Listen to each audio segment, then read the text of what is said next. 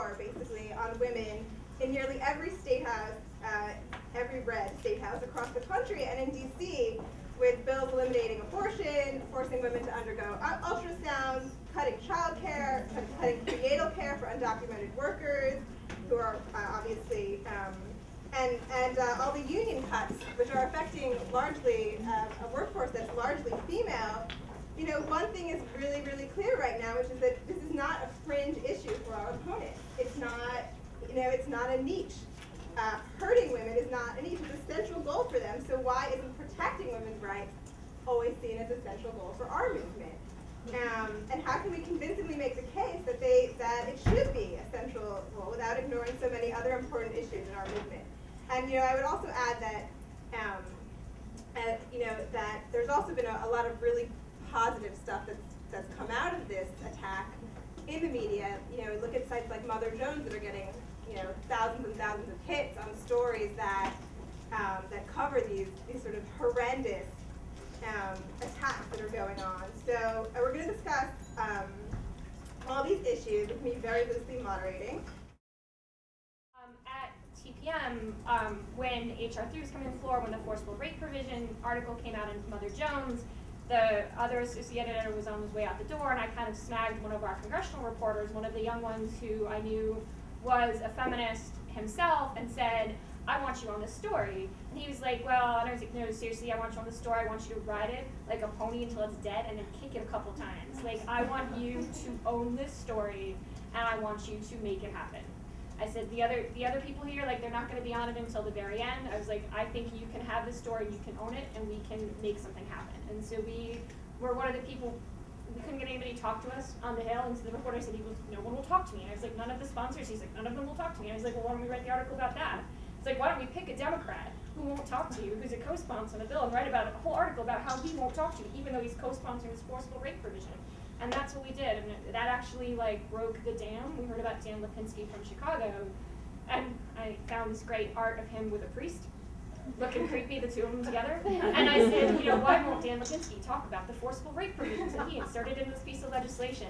2 hours later, we got like a statement from Dan Lipinski's office, like it sort of broke the dam of nobody wanting to talk about it because we just laid a pressure point on it. And then my reporter, who happened to be a dude, just kept on it. I was like, every day I was like, what are you writing about HR 3 tonight? Who are you going to talk to? Who are you going to talk to you? And we just hammered that into the ground until they took out those provisions. And he and my bosses at the time were at a dinner, I guess it was the Congressional Correspondents Association dinner, all black tie and fancy and schmoozy, whatever, and Congresswoman Debbie Wasserman-Schultz came up to our table and said, which one of you is Evan McMorris at Toro? And he said, I am, and she's like, you know, I just really want to thank you because you were one of the people that was on this story early and that wrote it really hard and that wasn't afraid to make enemies among the sponsors of this bill, and you helped change this. And that's what it can take as an editor. That I basically went in, I took a reporter that I thought was being underutilized, who I knew would be into the issue, and I said, I'm going to use him on this story. I don't care what sort of budget, blah, blah, RNC, Michael Steele, yada, yada, who cares? I was like, this is the story. And it proved 2 things to Talking Points Memo, which has historically not done a lot of women's coverage. Every time we wrote a story about abortion on that site, it went gangbusters. Every time we did a story about marriage equality, about Don't Ask, Don't Tell, about DOMA, it did gangbusters. And it proved to them that in a predominantly male, predominantly older, liberal audience, that there was an audience for women's issues, that there was an audience for feminist issues, and that there was an audience for race issues, and that not only that, but they could get the people they wanted, like a congresswoman, to come up and pat them on the back, which is something like they totally get off on. So it really, like, even in my absence, it is a kind of coverage I think that they will be able to continue having because I managed to prove to them that it works and that you can do it and be successful at it. So. I look at feminist issues really broadly, and I think that there are pockets within the feminist community that will respond to certain things in different ways. And so, you know, words like patriarchy might work in a small personal blog, and small is not in any way to make it diminutive. It's to say, you know, it's a very tailored blog and you know who you're talking to, versus something huge where, you know, maybe it's that you create a synonym for for patriarchy. Or, you know, maybe you use patriarchy and understand that you may not get that many hits on that one. But I think my overall point is like, it's important, I think, to really be clear about what you're saying and make the headline fit what you're writing. I know that sounds like, common sense, but, I come from sort of a service journalism background. So, a lot of times when I want to write a meditation on blah, blah, like that's what I'm thinking. And then I have to be like, 6th grade girl allegedly gang raped by 18 men. It is horrible. I mean, that is, that headline is horrible to write. But I find that that headline is going to reach more people because a lot of people, in my experience, don't actually know about many of these issues. And so they actually, even the headline has to tell them what's happening before they're willing to go in there and read it. And you can, I get into more nuance, obviously, in the story.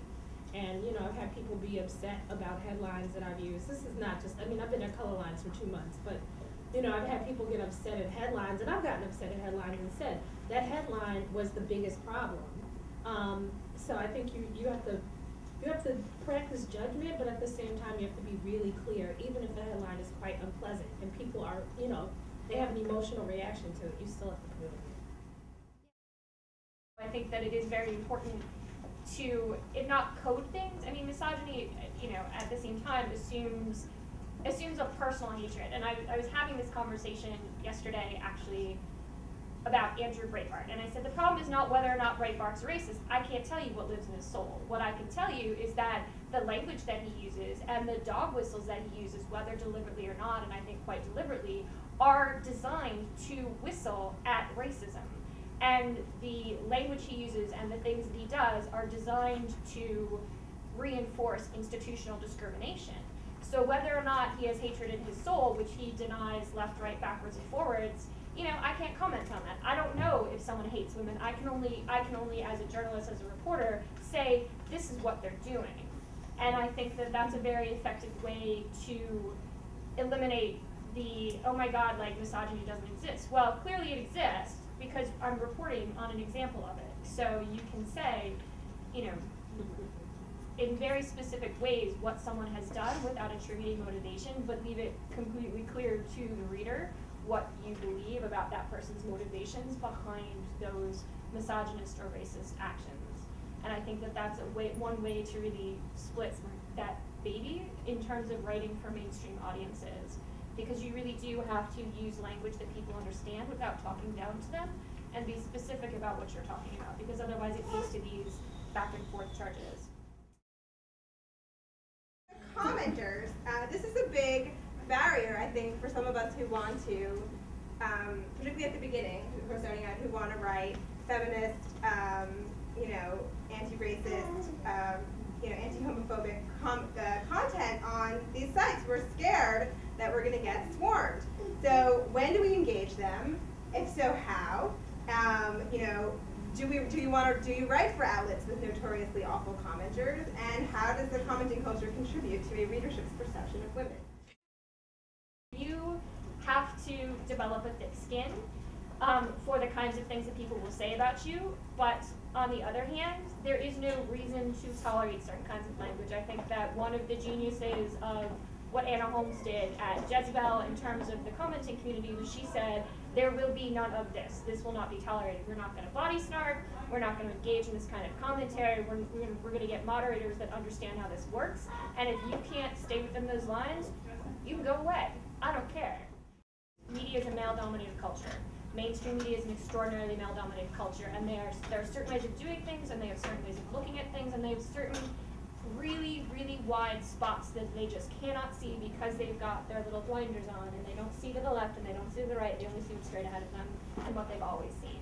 And so, as a woman coming into these environments, I'm very specific, very upfront. I say, we cannot tolerate this if you want to expand your audience.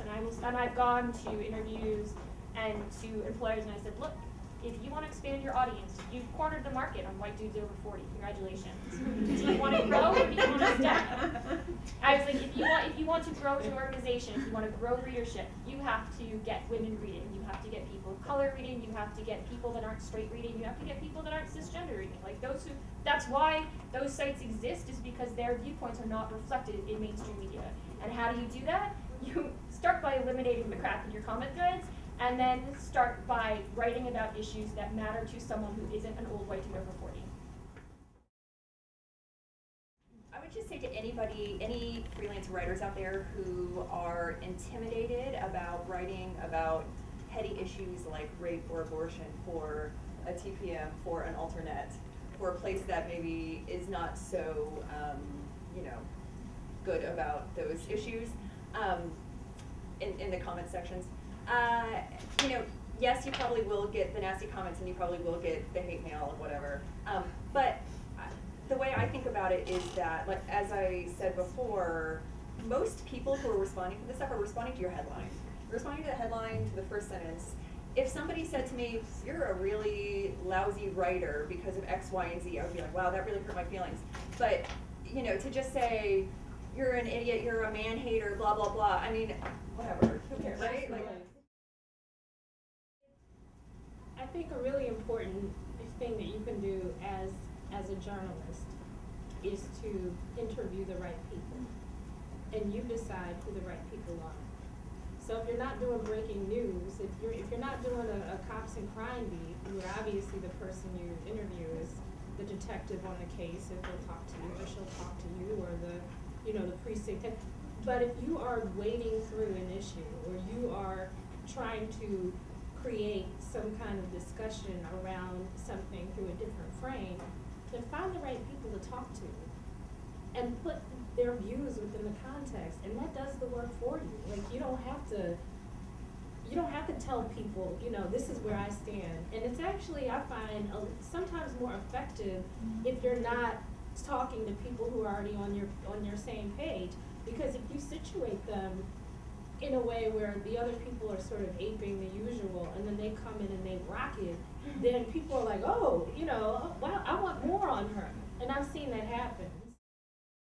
The idea that there was at one point objectivity in media is actually false, because for years and years and years, decades and decades, people have been picking who they talk to and who they put in an article. And not to sell out one of my former reporters, but if you look at the article in the New York Times about the new brat pack in DC, how it's all male, it's all white, and whatever, like that's exactly, that reporter went and talked to all white dudes for that article.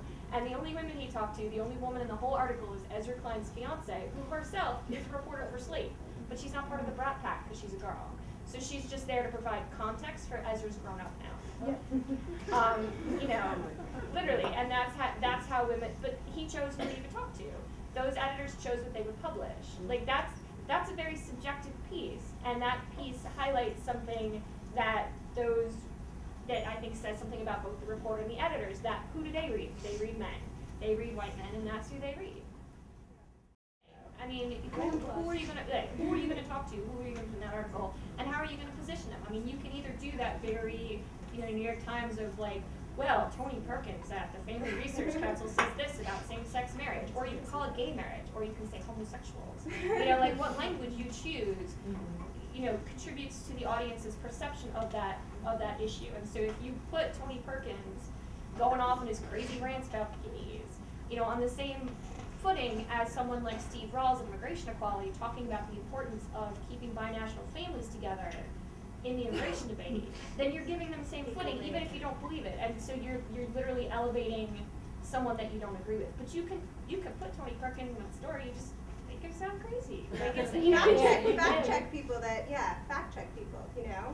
Tony Perkins says X, Y, and Z, but in fact, statistics show. Yeah, or you say Tony Perkins went off in this long extended rant, but here's your quote. I mean, the idea that there was ever objectivity was always false, because it was always what the person writing and what the editor editing made it seem like was the relevant voices. And as a journalist, you have the opportunity to change that. You have an opportunity to say, I'm not going to interview this person. person, I'm going to interview that person, I'm going to put this quote, I'm going to write it this way, I'm going to make it clear that Tony Perkins is not a credible source because he's a hate monger. And that's all you have to do. And that's what people have been doing for a long time, just the other direction. Yeah, exactly. I mean, like, why do you not see women of color, like, reflected in punditry? Because white dudes were interviewing other white dudes. You know, like, why do you not, you know, why do you only see, say, you know, Cecile Richards and Nancy Keenan, as great as they are, talking about abortion rather than someone young? Because you can just call up and get that person on the phone. So, I think that there are a ton of ways to do this, and I think the best way is to make sure, as you said, that there are other voices in the story that actually reflect what your truth is, rather than some idea that there's really objectivity, which there isn't. Most of the media that I've participated in has been hostile, period. So, which is what I was getting at. I mean, it almost, for me, it's like it almost doesn't matter what the platform is, right? Like I'm gonna talk about like culturally what I've been taught. What I've been taught is you have to be, it used to be twice as good. Now you have to be 80 times as good as everybody else. You have to be tight. You have to be on time. You have to be damn near perfect. You have to defend your argument. You need to flesh out your argument to the point that nobody can. I mean, so there's this internal quality control there that in shorthand is, keep it tight. Like, you got to keep it tight. And that, for me, is how, as much as some people may be like, that wasn't the tightest, I do my tightest work all the time. And it's not pull yourself up by your bootstraps. I'm not saying that. What I'm saying is I actually don't look for safe spaces. I look for spaces that are welcome, that welcome me to do my work and that will compensate me fairly for it. But for me as a journalist and as a writer, I don't expect the space to be safe. And when it's safe, I love it. And it's very exciting. But then I also, to a certain extent, understand that it can get unsafe depending on who leaves and who comes. So it all feels pretty tentative to me, and so I do believe that there are strides being made in that individuals, as much as things look big, actually, if they have a strong enough voice, or they know they have enough, finesse, if they have enough of a voice, you can actually change a space. You really can. I mean, I worked at the Source magazine, okay? Like, I worked at the Source magazine. And I had a column called What the Fuck? And the column, I had people say to me, I had one editor say to me, this isn't Ms. And I was like, damn right it's not Ms. But what does that have to do with anything? Like, I don't understand. This isn't Ms. Okay, it's not XXL either. It's not, this is my column. You know what I mean? And people really reacted strongly to that. They might not have reacted to it for the reasons that I wanted, but the bottom line is it actually was a jolt. And more people felt comfortable in sync, because once somebody breaks that, like what you were saying, once somebody breaks that silence on it, and you get all this nasty, it's like, lancing a boil or something, then, you keep it moving. And so I believe in the idea of a safe space, but I tend to think that safe spaces include interaction, knowing exactly who you're speaking to, and also commenters. You never know who a commenter is. A commenter could be, I don't know, I could have my cat sitting on the When it comes to making money, there's always going to be a trade-off, because this is not a well-paid profession. And so my advice to people is know your budget, know your boundaries, ask for what you're worth, Lauren has some sensitive statement. Yeah, I mean, I would say, not to, repeat too much of what was on the last panel, but there's a balance there between doing fulfilling work and doing work that pays the bills, and you have to strike that balance. And some months, will be bigger on one side or the other. Like, I just did a project for the last few weeks that I will not name names, but I ended up researching Justin Bieber and his fans on Twitter, and that was like not what I do. But it paid, so whatever. But And then you have to balance that with really work that means something to you, which I've been really lucky to do a lot of stuff that I really enjoy also. So it's just striking that balance. It's really a month-to-month, if not week-to-week situation, if not day-to-day situation. You know, how am I going to pay the bills? But, you know, never lose sight of what you want to do and keep doing it, and just know that you will probably have to make some concessions and have to do some work that isn't the most meaningful to you, but still have your boundaries, you know. Right. I mean, some months you're going to drink the $8 wine, some months you're going to drink 13. That's, you know.